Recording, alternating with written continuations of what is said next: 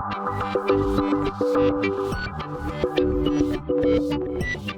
and welcome to my playhouse, and today I have a little project for you that has already failed. On my table here I have an HP machine. It's a small form factor desktop machine. I recently did a video where we turned this into a VMware ESXi 6.0 server, and I wanted to build on top of that. I wanted to make this one faster. Somebody wrote in the comments that you were actually able to exchange the processor in a machine like this from the regular Intel Duo processor to an actual Intel Xeon processor. But why has this failed? Well, I went ahead and I bought the things that you need to do this, but it turns out that the chipset in this particular server and also the HP DC3900 series, this is the DC7800, and I also have a 7900, and both of them has the wrong chipset for this. You are able to put in a couple of Xeon processors, but it's not the one I have, and it's not the ones that I really want to put in here. So this project it's on hold because I actually don't have a motherboard. But let's see what we got and how this is possible. Here is the machine, and I took off the heatsink, and in this machine there is a pretty regular Intel Duo processor. Let's see if we can get this to zoom on the number. That's probably as good as that gets. This is an E6550, and it's a dual core, and it's 2.33 gigahertz, and that's not a lot. I have a couple of Xeon processors. Just gonna put that there. These are like quad cores, and this one is actually they're all alike. This is a 2.5 gigahertz, and it's an E4520. Says it up there, right there. If I could put this in this desktop machine, I would have more than doubled the speed of the machine. But it's not possible, but it is possible on other motherboards. It all depends on the chipset, which is under there, and this one uses the Q35 chipset, and the 7900 series that uses the Q45 chipset. Both chipsets, the Q35 and the Q45, they're not compatible with this processor. You should be able to put in a processor called X3360 and X3363. I read that on the internet, but I don't have those. So I was hoping that it would be able to put this in. It's not. But if it was, if this motherboard was compatible, what you actually need to do is you can just, the processor goes in like that. There's a couple of, we of course need to put in the right. The processor goes in like this. There's a couple of tabs here that needs to be removed for it to fit a Xeon processor. On a lot of other motherboards this is possible. The reason it's possible is that this socket is called a 775 socket, and it goes with the 775 processors, which is this one. The Xeon processors, they use a 771 socket, so the Xeon processors are made for that socket. They don't physically fit in the 775 socket, but they almost fit. The square is the same. These tabs are different places. That's no good, and it's meant for rotating. They have rotated the processor. To have it in here, it has to be rotated 90 degrees. The way that's done is there's a little arrow on the processor, and that goes. This processor of course fits with the cutouts, so that's all good. But the little golden arrow fits with a little arrow on the motherboard. So if we take that up and we see the Xeon processor, I'm just gonna remove this piece of information. It has the same little golden arrow right there, and that has to fit at the same place up there, and that's not the same way as the Duo processor. But if we remove these small tabs on the socket in both sides with a little knife, the processor should be able to go in there. We just need to take a Stanley knife or a sharp knife and remove these. And I've seen that done on the internet, and it doesn't take much time. Just have to be very careful not to mess with these pins. They are very fragile. Even though this is never gonna work on this machine, this desktop, I'm gonna try and remove these just so that we can see the Xeon processor go in there.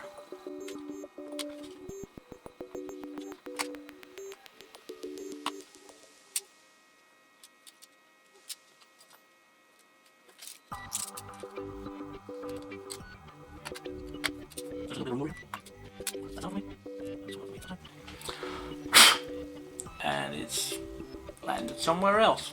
And it seems like I haven't destroyed any pins. So we're gonna take the Xeon processor, which is this one. And I'm gonna take the little arrow there. And I'm gonna point it up here. And now the processor sits there, no problem whatsoever. And I'm able to close this. This would work in another motherboard as well. This motherboard, this chipset, is not compatible with this hack, but it should be working on another motherboard. If you want to know if your motherboard is compatible, it's a really good idea to search for the motherboard online to see if that will work. But it's not enough to have the processor fit down there. You have to do another little hack to it. There is a couple of pins on the processor, and they have to be switched around. And if you see these pins, they are tiny, really tiny. It's two of these little dots that needs to swap places, and somebody has been making that tweak for us. So I went on eBay and I got mail from Greece, and they supply a tiny little envelope, and there is some tiny little hacks here to make that little switch between those two connections. And what you do, you take one of these little connections. I bought 10 of these, they're not really very expensive. So let's try and get them out of there.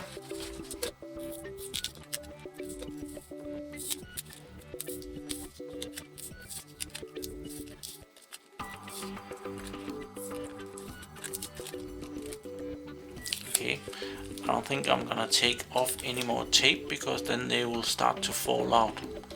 And they're tiny, so they might get lost somewhere. Here it is. And as you can see, there is two small pins that has been something too. The rest of them, there is holes through that.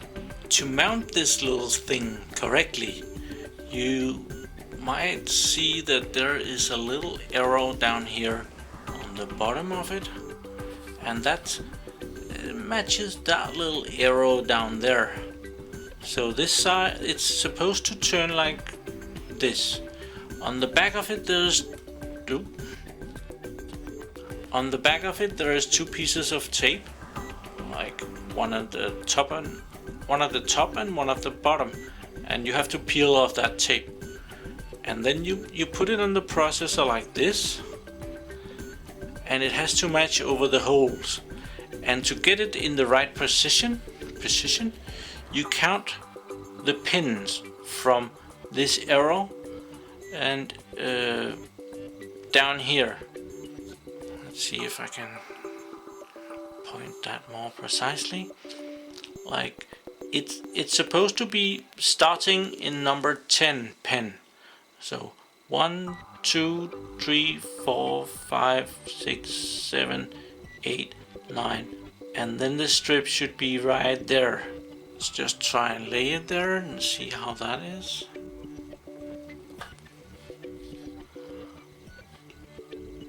We'll just lay it and we'll push it forth. 1, 2, 3, 4, 5, 6, 7.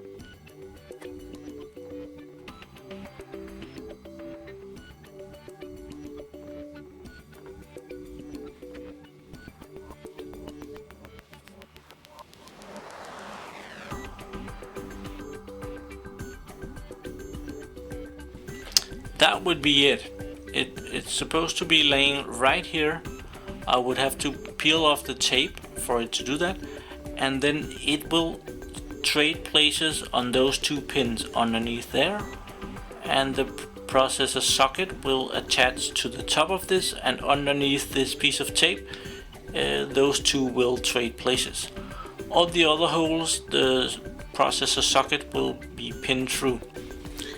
Another good method of finding the correct location is still to use the little tab down here, the little triangle in the corner, and this little triangle on the piece of fixed thing here, and then up here it goes right in this corner over here. So that would be pretty good right there.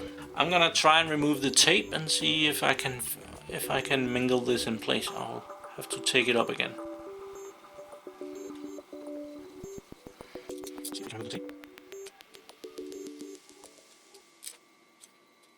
That's not easy.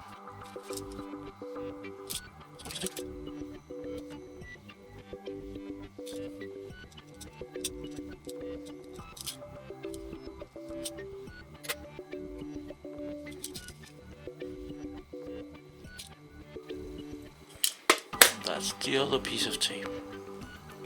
So let's see if we can.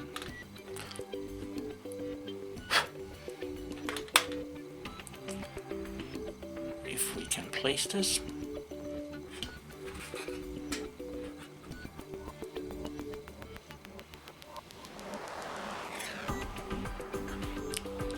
Just letting it fall down and pushing it in location.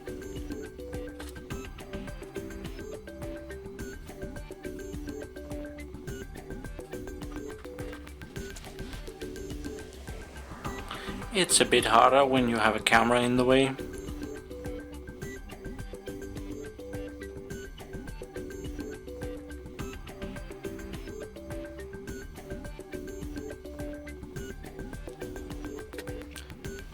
That's not really that bad, I think. This looks pretty good. So now when we put in the processor, those 2 pins will be swapped. And the processor will think that it's in a socket 771. So let's just put it in and see what happens.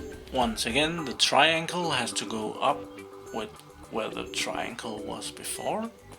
So the processor has to be put in like that. Like that. And close down. That's it. If this motherboard was the right kind, it would now be okay to try this.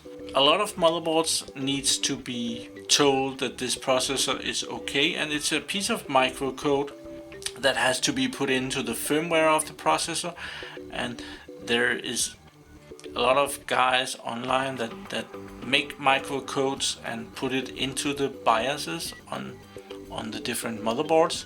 So it's possible to find the right microcode already put into the BIOS software. So you just download a BIOS and firmware upgrade your motherboard with that BIOS. That is how it's possible to exchange your processor on this motherboard with a 775 socket to a Xeon processor, which is really meant for a socket 771. It's a real shame that this is not compatible with this HP machine. I would have loved to show you that working, but it's not possible to do it with these machines because of the chipset.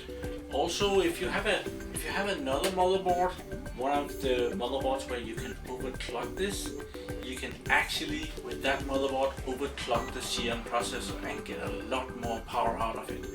The Xeon processors are a lot better than the Intel dual core that these machines are born with. The motherboard that you might have, the dual core or quad core you bought for that motherboard, you're not able to overclock that as much. And the power consumption on a Xeon processor is also quite a bit lower than the domestic dual cores or quad cores that comes with desktop PCs. So if you get a Xeon processor working in it, you can overclock it and it will be performing better, and it will keep a lot cooler than a normal processor. So it's a win-win-win-win-win. It works in your system, you got a great system for almost zero money. These tweak things, they weren't expensive at all. I bought 10 of them for next to nothing. And I think most of the money that I used on that has probably gone into the stamp that the envelope came in. I hope you try this fix and you have success. I'm gonna be looking around for a motherboard where I can try this. I'm gonna take this processor out of here because it won't work in there. But I hope you have more luck with your motherboard. Thank you for watching my videos. Do subscribe to my channel and leave a comment below if you know any good tricks that I might have to look into. This little trick was one of my subscribers that told me about it, and I just had to look into it, and I'm gonna hope that I find a motherboard where I can try this. And while you're at it, there's a like button down there. I like it when you like it, so please like it. Have a really nice day. Bye bye.